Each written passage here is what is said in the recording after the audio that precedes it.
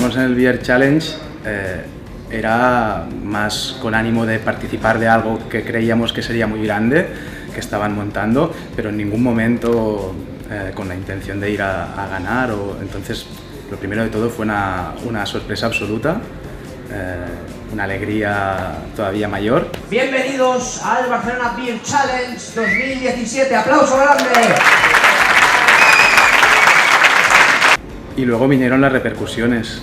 Luego vino, después de la entrega de premios, de que se hizo público, pues la prensa, salir por la tele, periódicos. Supongo que el hecho de que fuera un certamen que iba dirigido a nivel global, pero hecho en Barcelona, y que ganara una cervecera del país, supongo que también ayudó a que la cosa se hiciera más grande. Entonces, bueno, sobrepasó incluso mis expectativas y ¿por qué no también? Pues un honor que no sabía hasta qué punto gestionar, pero bueno, una pasada. Yo veo mucha alegría cuando unos compañeros ven que gana otro compañero, que en este sentido, no sé si porque todavía el sector es muy joven, espero que me equivoque y no sea así, espero que sea algo que ha venido para quedarse, este buen rollo que disfrutamos entre los compañeros del gremio.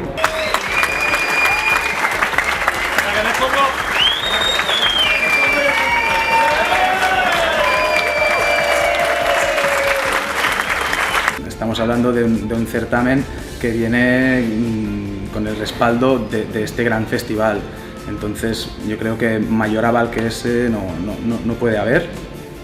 Y luego, pues desde mi visión personal, que lo pude vivir, que pude pues ver la repercusión tanto a nivel profesional, personal, como después tuvo también nuestra marca, ¿no? A nivel de ventas. Yo no me lo pensaría, y aunque sea pues participar con alguna cerveza, sacar alguna medalla, siempre refuerza i le da prestigio a tu marca. Doncs el guanyador del Barcelona Beer Challenge 2017 és Hunter Brewing USA.